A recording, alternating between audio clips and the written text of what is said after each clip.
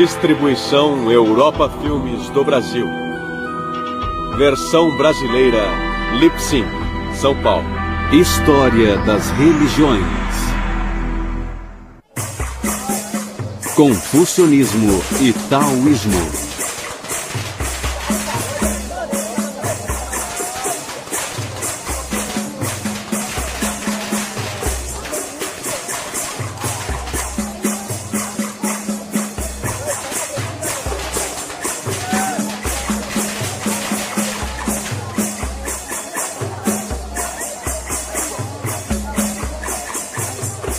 Do segundo século a.C. até meados do século XX da era cristã, o confucionismo viria a ser a influência mais marcante na vida dos chineses. Para um observador distraído, tanto a filosofia quanto a religião chinesas parecem ser totalmente alheias à filosofia e à religião ocidentais. Por exemplo, cada uma das três principais religiões ocidentais, o cristianismo, o judaísmo e o islamismo, professam a fé em Deus como o fundamento de seu credo. Já a religião chinesa é mais voltada para a conduta humana. Alguns estudiosos se perguntam se os chineses são, ou se foram algum dia, religiosos. Também se questionam se os antigos chineses tinham deuses, mitos e heróis, a exemplo da maioria dos povos antigos, como os gregos, os japoneses, os hindus da Índia e outros. Mas se nos aprofundarmos e examinarmos de perto sua religião e filosofia, descobriremos que, em certos aspectos, elas não diferem tanto assim da cultura ocidental. Por exemplo, tanto a tradição chinesa quanto a ocidental enfatizam o valor da razão, o papel da moral nas relações sociais e a crença em que a alma do indivíduo está ligada ao transcendente. Para começar, devemos retroceder mais de 2 milênios, quando houve um intenso despertar em todo o mundo. Esse período de quase 6 séculos, de 800 a.C. a 200 a.C., produziu os filósofos clássicos gregos e indianos, os profetas hebreus e o grande mestre chinês Confúcio. Recentes estudos confucionistas têm se tornado uma busca pelo Confúcio histórico, uma descrição dele como pessoa real e não aquela imagem de adoração popular.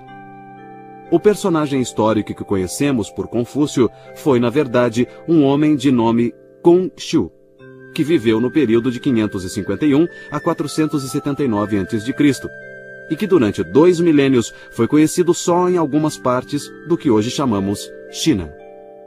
O nome ocidental Confúcio foi de fato criado por missionários católicos que visitaram a China no fim do século XVI.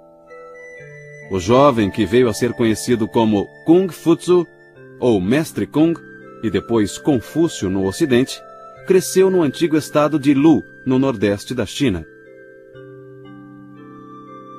Os pais de Kung morreram quando ele ainda era criança. Em certa época de sua vida, ele passou 10 anos viajando e visitou muitos outros estados feudais na busca sem êxito de um soberano que seguisse seus conselhos. Aos 50 anos, Kung Futsu tornou-se um tipo de comissário da polícia em seu estado natal. Foi o mais alto cargo público que ele ocupou, e no qual permaneceu por apenas 1 ano. Na velhice, Kung se dedicou mais a ensinar seus discípulos, embora também se ocupasse de música, poesia e conversasse eventualmente com governantes e ministros. Kung sempre se considerou um estudante, embora também se considerasse um professor.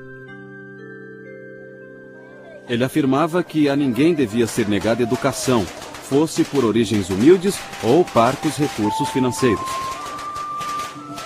Embora Kung se visse mais como transmissor que como criador, ele tinha muita certeza de ter uma missão. De fato, a influência de Kung mudou a sociedade chinesa.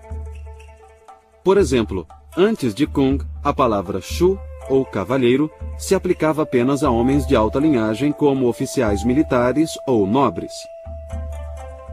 Depois de Kung, Shu passou a ser aplicada a eruditos, que então ascenderam ao topo da pirâmide social. Soldados passaram a ser menosprezados. O cavalheiro era chamado de Shunzu, literalmente filho de príncipe. Mas os ensinamentos de Kung mudaram essa conotação de forma que cavalheiro passou a ser alguém de elevado caráter moral. Assim, Kung e outros filósofos humanistas foram precursores de uma nova era de sabedoria ética. Para entender sua originalidade, temos que entender como eram as coisas antes dele. Pesquisas arqueológicas demonstram claramente que os povos da antiga China praticavam sacrifício, adivinhação e rituais primitivos. Há 4.000 anos, nos primórdios da história chinesa, essas práticas eram comuns, e elas se qualificam a ser consideradas religiosas. Os estudiosos discutem se o confucionismo é uma doutrina filosófica, um ensinamento religioso ou ambos. A palavra religião é normalmente associada a religiões institucionais, que geralmente incluem um sacerdócio, um credo e um ritual. Mas o confucionismo não é associado a nenhum sacerdócio, não ensina que um deus ou deuses devam ser venerados e não contempla a possibilidade de vida após a morte. A rigor, o confucionismo não é nem mesmo associado a quaisquer proposições dogmáticas ou credos, mas envolve um sistema de rituais que tem algum significado religioso. É por isso que o confucionismo também pode ser chamado, em termos gerais, de religião. É uma filosofia moral, como são todas as religiões. É um sistema que explica o funcionamento do universo e como o poder e a casualidade são vivenciados pelos seres humanos. No confucionismo, a percepção de poder é algo que se realiza mais internamente e não que se realiza externamente em algumas forças poderosas que precisam ser controladas, precisam ser rogadas, precisam ser uma fonte de felicidade ou de cura. Muitos dos sentimentos que as pessoas têm, como temor e respeito, se satisfazem, na maioria das religiões, através da relação com a divindade. No confucionismo, essas experiências emocionais se realizam nas relações humanas. A principal obra sobre Confúcio, intitulada Os Analectos, oferece uma análise mais profunda da própria autoconsciência de Kung. Demonstra seu apreço por rituais e pela virtude e sobriedade decorrentes deles. A personalidade de Kung tinha claramente uma faceta religiosa, com um profundo respeito pela vontade divina. Os Analectos são um registro das conversas de Kung com discípulos e também a melhor fonte para aprender seus ensinamentos. Mas o confucionismo, como escola filosófica, considera como seus textos especiais uma coleção de livros que inclui desde entretenimento até jornalismo. Esses livros são conhecidos como os clássicos. Na época de Kung, havia 6 clássicos. O primeiro clássico era o Livro das Mutações, também conhecido como I Ching, e era um estudo da interação entre as duas forças cósmicas, Yin e Yang. Essas duas forças não representam meramente opostos. São também parceiras em processos criativos. Elas são vistas em manifestações como passividade e atividade, influências femininas e masculinas, luz e escuridão, e tantas outras.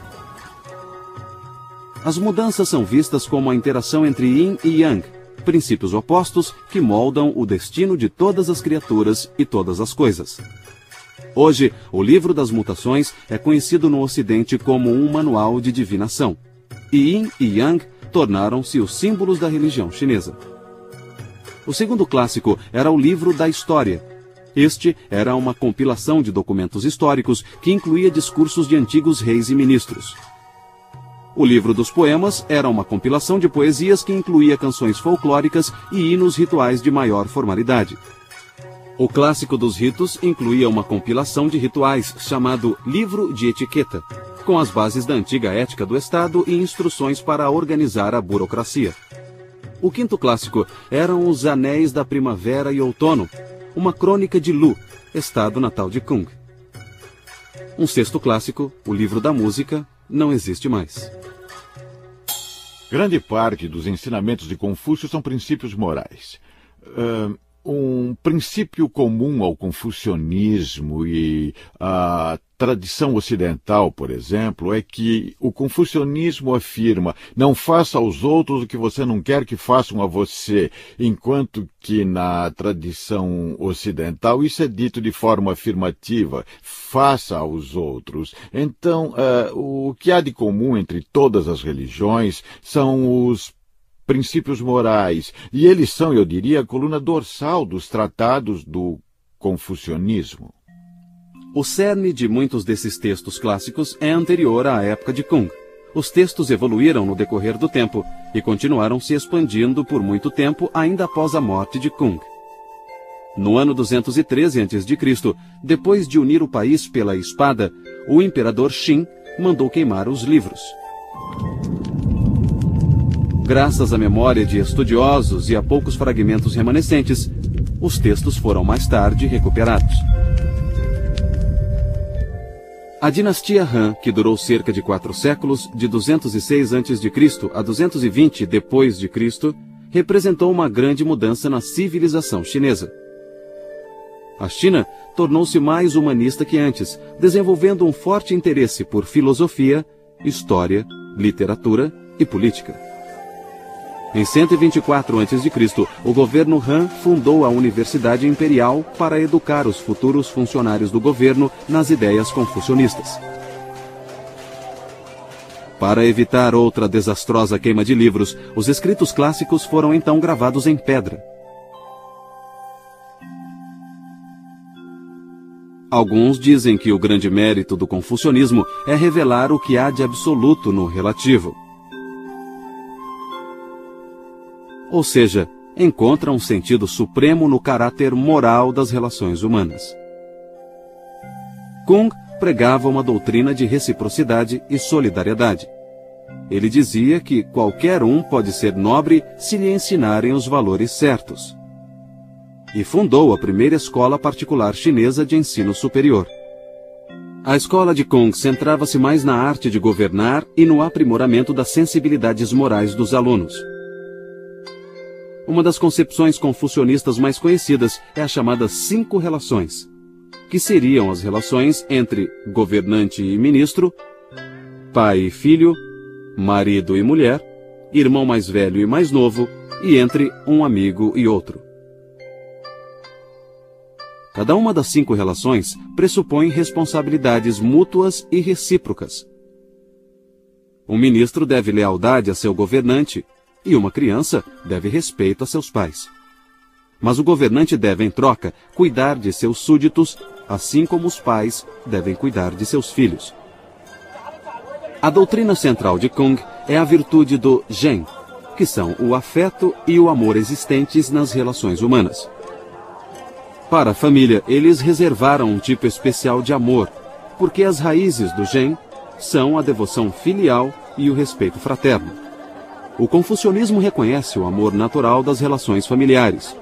Também reconhece os sentimentos naturais suscitados pela necessidade do próximo, quem quer que ele seja. Para o seguidor de Confúcio, o amor dos pais pelos filhos também se estende aos filhos de outras pessoas. O respeito filial pelos pais se estende aos pais de outras pessoas e aos mais velhos em geral. As relações familiares servem de modelo para o comportamento social, no afã de alcançar o amor universal. As pessoas devem respeitar os idosos, tanto os de sua família quanto os das famílias dos outros. Devemos ser bondosos não só para com as nossas crianças e adolescentes, mas para com as de outras famílias também. Esses preceitos são a fonte de união e solidariedade na cultura chinesa. Mas o confucionismo é mais do que um manual de bom comportamento. Também estabelece certos rituais, inclusive rituais religiosos. O confucionismo foi até mesmo chamado de religião ritual ou Li Jiao. O culto ancestral dos chineses era cercado de rituais como a veneração ao céu, o Senhor Supremo. Kung Futsu Pregava que era extremamente importante termos correta disposição interior ao nos engajarmos num ritual social ou religioso. Senão as boas maneiras iriam se tornar mero formalismo ou hipocrisia. O confucionismo requer moralidade racional e um tipo de virtude que produz relações harmônicas e responsáveis com outros seres humanos. Na tradição confucionista, as maiores virtudes são a harmonia alcançada pelo relacionamento harmônico com os outros, o menosprezar de confrontos e conflitos e a prática de modos de vida que conduzam à harmonia entre os seres humanos. Enfim, a harmonia é uma das principais virtudes. Outra virtude importante é a benevolência. Kuhn negava ser um revolucionário. Ele até mesmo atribuía as próprias ideias aos antigos. Ele causou pouco impacto enquanto viveu. E morreu na obscuridade com cerca de 72 anos, em 479 a.C.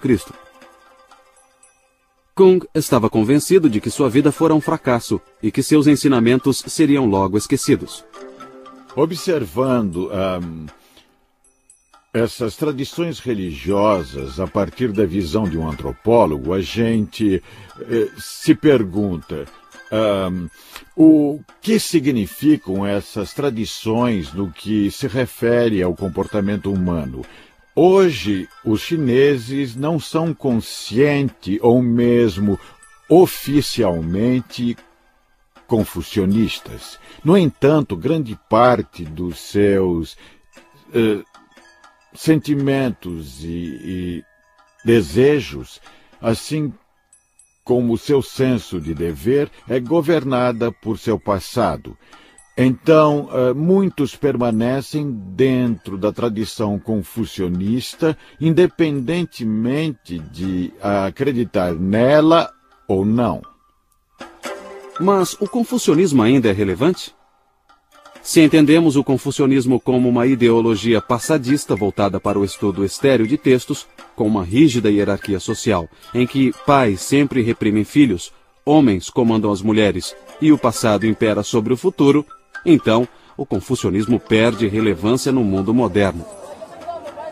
Mas se vemos o confucionismo como uma forte declaração de que toda pessoa é preciosa, de que a grandeza moral é possível, de que as relações sociais são baseadas em valores éticos e o eu permanece sempre aberto ao transcendente, então o confucionismo pode ser a base de uma verdadeira concepção de dignidade, liberdade e igualdade.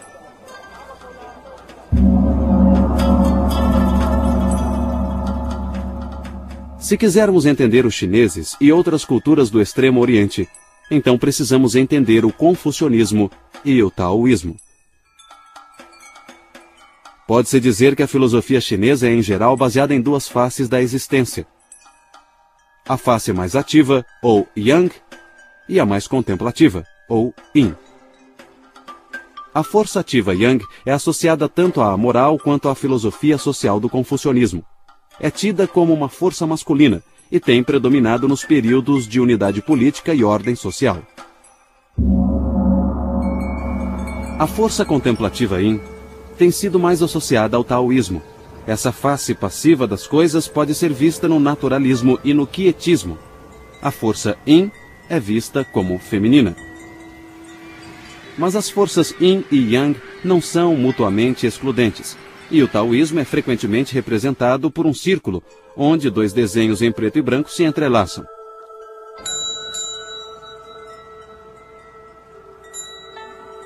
O taoísmo é ao mesmo tempo uma filosofia e uma religião, e às vezes essas duas formas de taoísmo são muito diferentes. O problema é intensificado pelo fato de que todas as escolas de filosofia e religião chinesas usam a palavra Tao, que significa o caminho.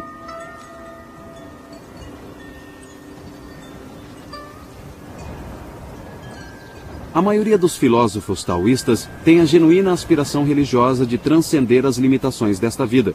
Essa busca é tão antiga quanto a própria humanidade.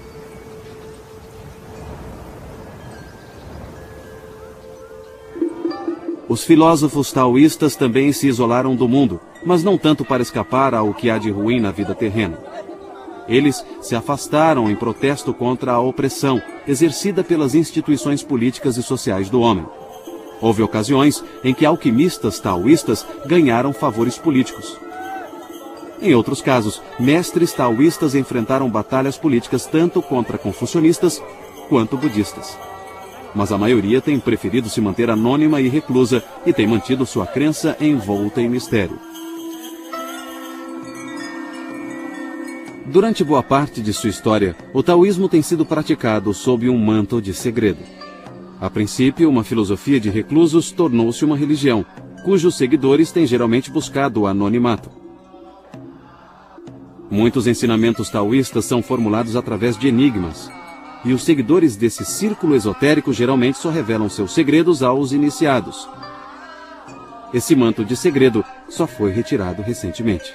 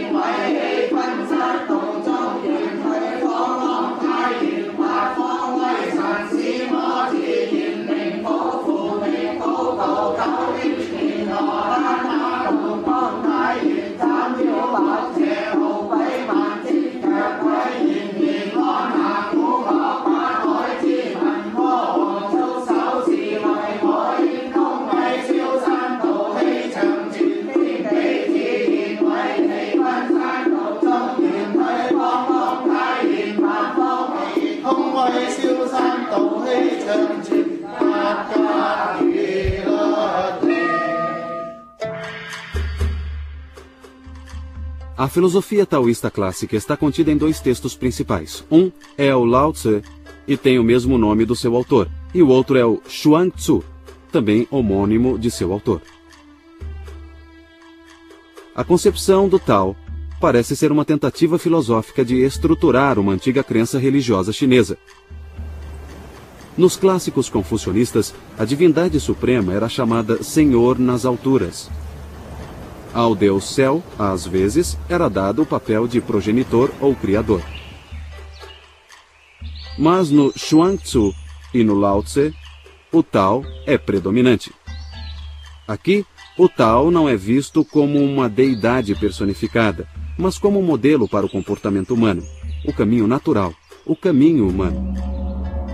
Segundo Lao Tse, o Tao já existia antes do universo. É o ancestral imutável de todas as coisas, a fonte da qual tudo veio a ser. Os praticantes do taoísmo acreditam descobrir esse primeiro princípio inominável seguindo 3 métodos: contemplando o universo, cultivando a disposição correta para a meditação e adotando a perspectiva correta em relação à vida. No taoísmo, essa visão correta é expressa pelo termo Wu Wei, que significa literalmente inação.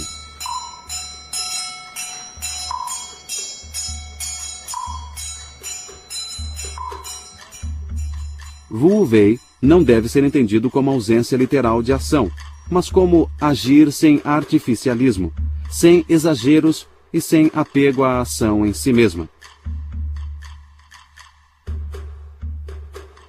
A parte prática do Lao Tse, então, é viver de acordo com o caminho. Um caminho de naturalidade, simplicidade e até mesmo fraqueza. Entretanto, a doutrina da inação ensina a sobrevivência. Nos ensina a manter a própria integridade em tempos de desordem. Esta talvez seja a lição prática mais importante da filosofia taoísta, e foi de grande importância na evolução da religião taoísta. O Lao Tse sugere certo grau de ascetismo, que é de se afastar do mundo, de seus prazeres e mesmo de seus valores mais prezados. Os que buscam o conhecimento do Tao devem purificar sentidos e paixões, que distorcem nossa verdadeira percepção da realidade. A civilização, então, seria um afastamento do Tao. A filosofia taoísta instrui seus discípulos a buscarem harmonia apenas e tão somente com a natureza. Isso é bem diferente de buscar as virtudes confucionistas de humanidade e retidão. Quando temos conflitos, quando agimos contra alguma coisa, ocorre o que chamamos de desarmonia. Por exemplo, considere um curso de água fluindo da montanha em direção ao mar. Se você colocar nele uma folha, a folha seguirá o fluxo, não haverá conflito. Isso é harmonia. Mas se você tenta fazer a folha voltar, subir a corrente das águas e você a puxar com um barbante ou assoprá-la com a boca, você estará aplicando uma força externa. Isso gera conflito. Você está indo contra a natureza, contra o caminho. Assim, seguir sua própria natureza é seguir o caminho. E isso é harmonia. Para alguns observadores, os ensinamentos políticos do Lao Tse invocam uma volta à natureza tipicamente romântica, mas já se disse que esses mesmos ensinamentos apoiavam autoridades políticas despóticas. Na localidade conhecida como Ma Wang Toi, foi encontrada uma cópia do Lao Tse manuscrita em seda. Datando do século II a.C., esses são os manuscritos do Lao Tse mais antigos de que se tem conhecimento. Outro texto fundamental ao taoísmo, chamado Xuang Tzu, é semelhante ao manuscrito do Lao Tse em dois sentidos. Primeiro, ele diz que o Tao é o princípio central que governa o universo. Segundo, mostra uma total e constante aversão à política. O Xuang Tzu parece uma compilação de ensaios em que há abundância de parábolas, alegorias, paradoxos e imagens fantasiosas. O manuscrito do Xuang Tzu faz uma ardente defesa da liberdade espiritual. Não tanto liberdade em relação a convenções sociais e restrições, mas em relação a limitações mentais. Conclama as pessoas a transcenderem interesses pessoais e preconceitos e prega que a liberdade só pode ser obtida na natureza em si, no Tao. O objetivo central do Xuang Tzu é encontrar a felicidade absoluta. Seu autor acredita que, para tanto, precisamos transcender nosso eu para alcançar a perfeita união com o Tao. Essa unificação implica um nível de conhecimento superior, um tipo de sabedoria que está além de todas as distinções entre as coisas, inclusive a vida e morte. Tal discernimento pode ser chamado de conhecimento místico, porque não pode ser obtido pelos meios costumeiros. Paradoxalmente, vem apenas quando esquecemos o conhecimento de tudo, sobretudo o conhecimento do eu. O Xuang Tzu advoga o sentar e esquecer, ou Zhuowang. Também menciona um jejum mental em que o adepto esvazia os sentidos e a mente. Se estudarmos toda a ciência atual, jamais seremos capazes de superar o mundo material e sempre temos alguns enigmas a decifrar e depois mais enigmas a decifrar. Portanto, mesmo se estudarmos a ciência durante milhares de anos, ainda não entenderemos o universo. Mas se você visualizar todo o cosmos a partir da antiga sabedoria da China ou da Índia, você saberá o que se passa, verá que tudo é vazio. É o Tao. É o Tao, é a suprema consciência. A religião taoísta, de certa forma, vem de quando se praticava divinação e leitura de oráculo com ossos. Os sacerdotes taoístas são herdeiros de uma sociedade em que adivinhos e xamãs eram reverenciados por sua habilidade de se comunicar com o mundo espiritual. O mundo do Senhor nas alturas e outros deuses e espíritos. Acreditava-se que os antigos xamãs eram capazes de trazer chuva à terra seca e curar os doentes. A fraqueza humana e as doenças eram associadas ao pecado, ou seja, as coisas que ofendem tanto a consciência quanto a divindade. Os religiosos taoístas também associavam a cura à confissão desses pecados e à busca do perdão e do auxílio dos poderes superiores. Ainda assim, os taoístas sempre deram muita atenção à fisiologia e à farmacologia. E isso trouxe muitas contribuições à medicina chinesa.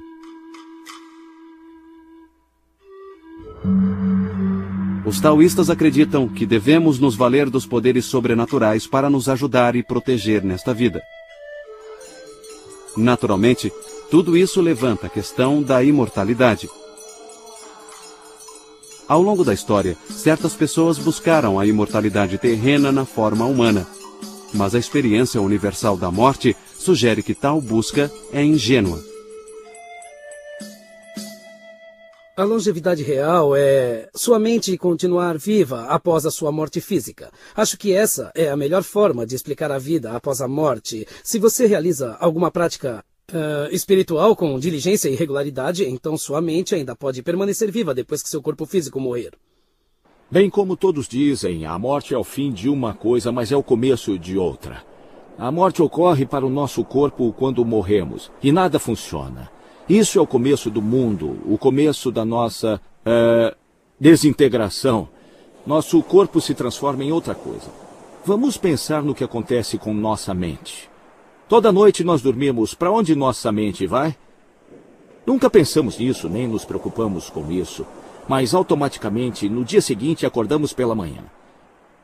Então, ao morrermos, como sabemos que não fomos para outro lugar? Só não voltamos para contar. Isso não é o fim. É o fim do nosso corpo. Mas não é o fim no conceito de eternidade. À medida que evoluiu, o taoísmo religioso se firmou como uma religião redentora. Embora ensine aos fiéis como viver vidas saudáveis, também procura guiá-los através desta vida transitória para uma eternidade feliz. Essa visão é muito diferente do confucionismo, cuja intenção é aperfeiçoar as condições morais nesta vida. Os taoístas hoje falam de imortais sagrados que ascenderam às regiões celestiais. Eles falavam de imortais terrenos que habitavam as florestas e montanhas sagradas e acreditavam que alguns seres humanos pareciam morrer, mas na verdade deixavam o corpo e ascendiam somente em espírito. Como os taoístas acreditam que homens e mulheres podem se tornar imortais, eles conduziam experimentos alquímicos, descritos como uma tentativa de roubar o segredo do céu e da terra. Em outras palavras, os taoístas acreditavam que a alquimia podia extrair da natureza o mistério da vida. Embora tenham fracassado em encontrar o elixir da imortalidade, suas experiências levaram a descobertas científicas na química, medicina e farmacologia. Tais descobertas só chegariam à Europa muitos séculos depois. Essa erva é de uso muito comum na China como tonificante do fígado e do rim. Também é uma antiga erva taoísta chinesa de longevidade e é muito popular entre os chineses. Também na cozinha. Ela é chamada de gokizi.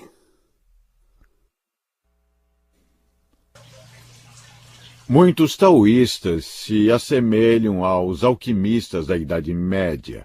Eles acreditavam que pela manipulação de substâncias era possível aumentar a saúde do homem a ponto de permitir que a pessoa se tornasse imortal. Alguns imperadores chineses usaram sacerdotes taoístas para aumentar sua longevidade. Então, essas práticas passaram a ser vistas como práticas taoístas porque eram realizadas por adeptos do taoísmo. O milagre da alquimia, por assim dizer, seria transformar aquilo que é comum e encontrar alguma coisa que é vista como incomum ou como extraordinário. Isso é alquimia. Ou seja, qualquer coisa fora do comum viria do que é comum. Você torna o comum extraordinário, você torna diferente. Portanto, nesse sentido, tudo que vem da natureza contém o processo alquímico. Você vê as coisas crescerem, você põe uma semente no chão, no solo, e você fornece a ela o terreno certo, a temperatura certa, a umidade certa, e ela crescerá. Isso é alquimia. A alquimia acontece, na verdade, diariamente em nossa vida. Nós só não sabemos reconhecê-la. Ao longo da história, os taoístas também cultivaram a vida mortal quando desenvolveram técnicas de cura, de circulação, exercícios de meditação e higiene sexual. O taoísmo oferecia um sistema de cura verdadeiramente holístico, baseado num texto do século VI a.C., chamado Tratado de Medicina Interna do Imperador Amarelo. Esse texto continha uma lista de prioridades para a boa saúde. Primeiro, trate o espírito. Então, alimente-se adequadamente. Daí virá a cura para o corpo. O taoísmo desenvolveu práticas de meditação que incluem um exercício com certos movimentos realizados de pé, com os joelhos levemente flexionados. Isso supostamente ajuda a restaurar o equilíbrio adequado de energia, ou o que os chineses chamam de Qi, dentro do corpo. Os taoístas acreditam que o Qi percorre meridianos dentro do corpo. A yoga e a acupuntura chinesas são baseadas nesses meridianos que apresentam vários pontos de acupuntura. Você se livra da energia tóxica causada pelo vento maligno. O vento maligno geralmente ataca a cabeça, causando obstrução. Quando há deficiência de Qi, a energia tóxica pode aumentar muito e precisamos estimular o Qi para nos livrarmos da energia tóxica que costuma vir do vento maligno. Nós a chamamos de Feng Qi. A religião taoísta também vê o corpo humano como um tipo de forno, no qual é possível preparar o elixir de imortalidade. Esse conceito é baseado num tipo de alquimia interna associada à yoga e à meditação taoístas.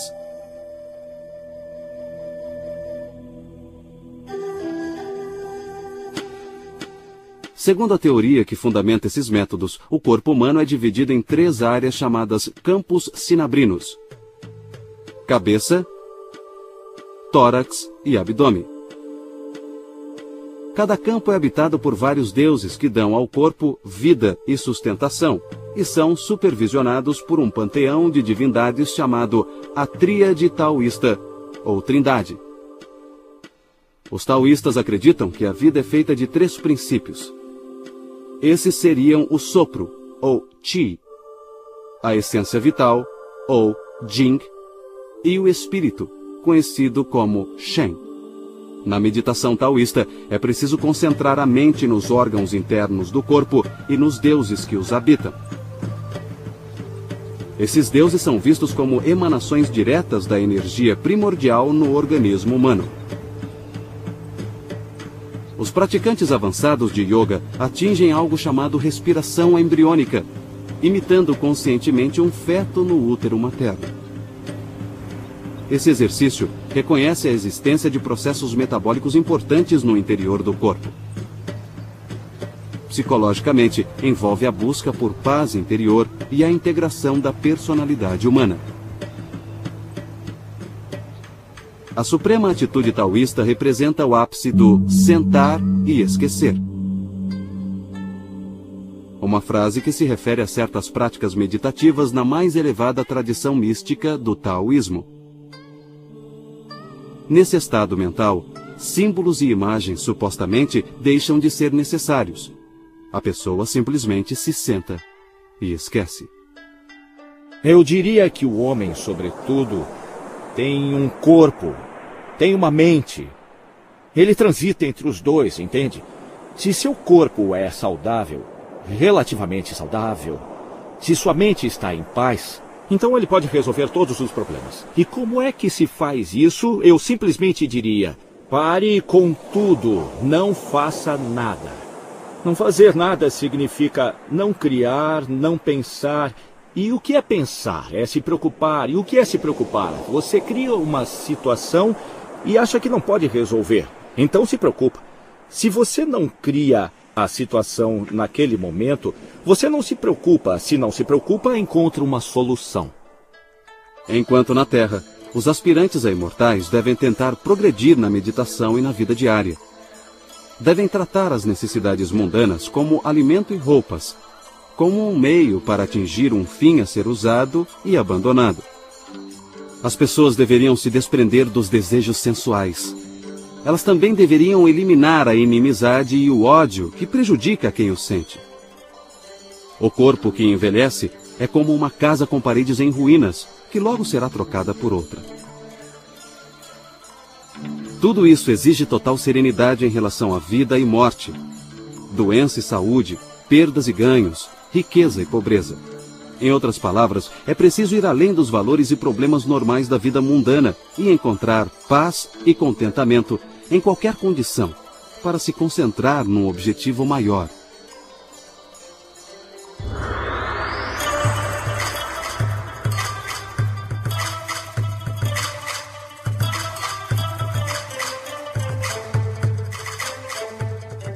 Alguns estudiosos dizem que a filosofia e a religião taoístas exaltam as características femininas mais do que o confucionismo.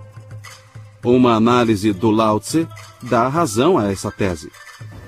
Refere-se ao Tao como a mãe de todas as coisas. E parece favorecer as imagens suaves, femininas na essência, como a água, os vales e o vazio. Implicitamente, o Lao Tse reconhece o Tao como a mãe do mundo. Para os confucionistas, o Tao se refere ao princípio fundamental da filosofia moral. Mas quando discutimos o significado do Tao nos escritos de Lao Tse e de Chuang Tzu, nós nos referimos ao Tao universal, o caminho que a tudo inclui. Embora essa ainda seja uma conotação essencialmente filosófica da palavra Tao, ela também tem uma dimensão religiosa. O taoísmo filosófico foi uma dentre muitas fontes que convergiram para criar o taoísmo religioso. Outra fonte foi a escola Yin e Yang, que buscava compreender a ordem natural em termos de duas forças complementares, ainda que antitéticas ou opostas. Uma terceira fonte foi a escola dos 5 elementos ou agentes, que afirmava que 5 substâncias físicas, metal, madeira, água, fogo e terra, representariam forças cósmicas. Tanto a escola Yin e Yang quanto a escola dos 5 elementos ajudaram os chineses em seus esforços iniciais para entender o universo. Essas ideias penetraram as filosofias taoísta e confucionista, mas se tornaram ainda mais marcantes na religião taoísta. Os sacerdotes taoístas obtêm licença para realizar os rituais de cada tradição específica. Eles também realizam muitos outros rituais em festivais durante todo o ano. Os rituais mais conhecidos são aqueles voltados ao Ano Novo Lunar, celebrados com dragões dançarinos e fogos para afugentar demônios.